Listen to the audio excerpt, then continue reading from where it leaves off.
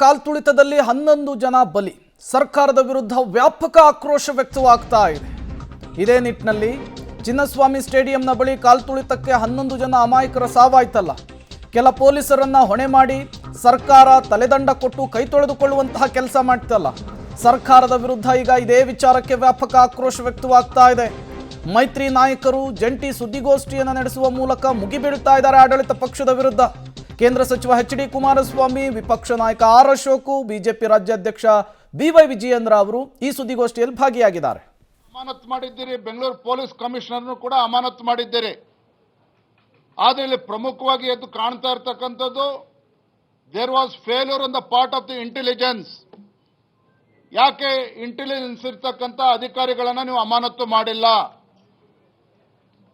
ಯಾಕೆ ಅಮಾನತು ಮಾಡಿಲ್ಲ ಅಂತ ಹೇಳಿದ್ರೆ, ಇಂಟೆಲಿಜೆನ್ಸ್ ಅಲ್ಲಿ ಇರ್ತಕ್ಕಂಥ ಅಧಿಕಾರಿಗಳನ್ನ ಅಮಾನತು ಮಾಡಿದ್ರೆ ಅವರ ಬುಡಕ್ಕೆ ಬರ್ತದೆ, ಮುಖ್ಯಮಂತ್ರಿ ಬುಡಕ್ಕೆ ಬರ್ತದೆ. ಇದು ಕಾರಣ ಏನಪ್ಪಾ ಅಂತ ಹೇಳಿದ್ರೆ, ಇಂಟೆಲಿಜೆನ್ಸ್ ಡಿಪಾರ್ಟ್ಮೆಂಟ್ ಏನಿದೆ ಸ್ವತಃ ಮುಖ್ಯಮಂತ್ರಿಗಳ ಅಡಿಯಲ್ಲಿ ಬರ್ತದೆ. He is holding that portfolio. ಹಾಗಾಗಿ ಮುಖ್ಯಮಂತ್ರಿಗಳು ಯಾವುದೋ ಹಿರಿಯ ಪೊಲೀಸ್ ಅಧಿಕಾರಿಗಳನ್ನ ಸ್ಕೇಪ್ ಗೋಟ್ ಮಾಡಿ, ಹರಕೆ ಕುರಿ ಮಾಡಿ, ಇವರು ಅದನ್ನ ತಪ್ಪಿಸ್ಕೊಳ್ತಕ್ಕಂಥ ಒಂದು ಷಡ್ಯಂತ್ರ ಮುಖ್ಯಮಂತ್ರಿಗಳೇ ಮಾಡ್ತಾ ಇದ್ದಾರೆ. ಕಾಂಗ್ರೆಸ್ ಪಕ್ಷದ ಹಿರಿಯ ಮುಖಂಡ ಬಿ.ಕೆ. ಹರಿಪ್ರಸಾದ್ ಇವತ್ತು ಪ್ರಶ್ನೆ ಮಾಡಿದ್ದಾರೆ, ಯಾತಕ್ಕೆ ಬೇಕಿದ್ರು ಸರ್ಕಾರದವರಿಗೆ RCB ಮ್ಯಾಚ್ ಗೆದ್ದಿದೆ ಅಂತ ಹೇಳಿ ರಾಜ್ಯ ಸರ್ಕಾರ ಯಾಕೆ ಇದನ್ನ ಸಂಭ್ರಮಾಚರಣೆ ಮಾಡಬೇಕಾಗಿತ್ತು? ಅವಶ್ಯಕತೆ ಏನಿತ್ತು ರಾಜ್ಯ ಸರ್ಕಾರಕ್ಕೆ? 11 ಜನ ಪ್ರಾಣ ಕಳೆದುಕೊಂಡಿದ್ದಾರೆ, ಅದು ಯಾರು ಹೊಣೆಗಾರರು ಅಂತ ತಾವು ಕೇಳಿದ್ರೆ ರಾಜ್ಯ ಸರ್ಕಾರ ಉತ್ತರ ಕೊಡಬೇಕು ಅಂತ ಹೇಳಿ ಕಾಂಗ್ರೆಸ್ ಪಕ್ಷದ ಹಿರಿಯ ಮುಖಂಡ ಬಿ.ಕೆ. ಹರಿಪ್ರಸಾದ್ ಕೂಡ ಹೇಳಿದ್ದಾರೆ. ಎರಡನೇ ವಿಚಾರ, ಇವತ್ತು ಪೊಲೀಸ್ ಅಲ್ಲಿ ಕಬ್ಬನ್ ಪಾರ್ಕ್ ಪೊಲೀಸ್ ಸ್ಟೇಷನ್ ಅಲ್ಲಿ FIR ರಿಜಿಸ್ಟರ್ ಮಾಡಿ KSCA, DNA, ಅದೇ ರೀತಿ RCBನ ಅಪರಾಧಿಗಳು ಅಂತೇಳಿ ಮಾಡಿದ್ದಾರೆ. ಆದ್ರೆ ನಿಜವಾದ ಅಪರಾಧಿಗಳು ಇವತ್ತೇನು 11 ಜನ ಆ ದುರಂತದಲ್ಲಿ ಪ್ರಾಣ ಕಳೆದುಕೊಂಡಿದ್ದಾರೆ. ನಿಜವಾದ ಆರೋಪಿಗಳು ಯಾರು ಅಂತ ಹೇಳಿದ್ರೆ ಸ್ವತಃ ಮುಖ್ಯಮಂತ್ರಿಗಳು, ರಾಜ್ಯದ ಮುಖ್ಯಮಂತ್ರಿಗಳು ಸಿದ್ದರಾಮಯ್ಯನವರು. ಈಸ್ ಆರೋಪಿ ನಂಬರ್ 1, ಅಕ್ಯೂಸ್ ನಂಬರ್ 1. ಆರೋಪಿ ನಂಬರ್ 2, ಅಕ್ಯೂಸ್ ನಂಬರ್ 2 ಸ್ವತಃ DK ಶಿವಕುಮಾರ್, ರಾಜ್ಯದ ಉಪಮುಖ್ಯಮಂತ್ರಿಗಳು. ಆರೋಪಿ ನಂಬರ್ 3 ಮಾನ್ಯ ಗೃಹ ಸಚಿವರು ಪರಮೇಶ್ವರ್ ಅವರು. ಹಾಗಾಗಿ ನಿನ್ನೆ FIR ರಿಜಿಸ್ಟರ್ ಆಗಿದೆ. ನಿಜವಾಗ್ಲೂ ಕೂಡ ಪೊಲೀಸರು ಪ್ರಾಮಾಣಿಕವಾಗಿ ತನಿಖೆ ಮಾಡಲೇಬೇಕು ಅಂತ ಹೇಳಿದ್ರೆ ಅಕ್ಯೂಸ್ ನಂಬರ್ 1, 2, 3 ಆಗಿ ಮುಖ್ಯಮಂತ್ರಿಗಳು, ಉಪಮುಖ್ಯಮಂತ್ರಿಗಳು, ಗೃಹ ಸಚಿವರನ್ನ ಅವ್ರು ಮಾಡಬೇಕಾಗ್ತದೆ. ಅದನ್ನು ಬಿಟ್ಟು ಕೇವಲ ಏಜೆನ್ಸಿಗಳನ್ನ, KSCAನ, RCBನ ಮಾಡಿದ್ರೆ ಸಾಕಾಗೋದಿಲ್ಲ.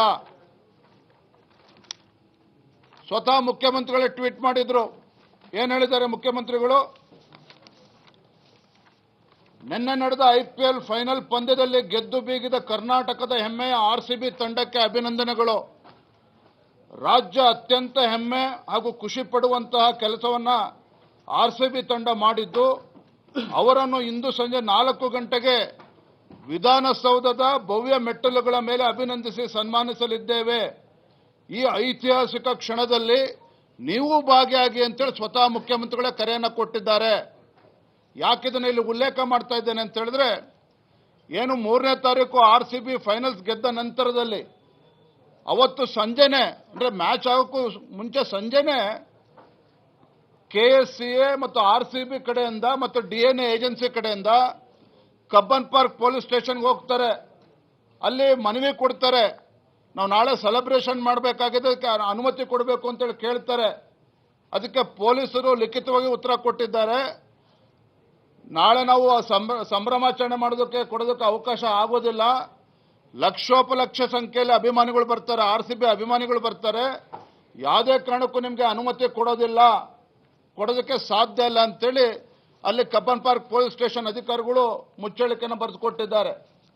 ಆದರೆ ಎದ್ದಿರ್ತಕ್ಕಂಥ ಪ್ರಶ್ನೆ, RCB ಮತ್ತು KSCA ಪರ್ಮಿಷನ್ ಕೇಳಿದಾಗ ಪೊಲೀಸ್ ಇಲಾಖೆಯಲ್ಲಿ ಪರ್ಮಿಷನ್ ಕೊಟ್ಟಿಲ್ಲ.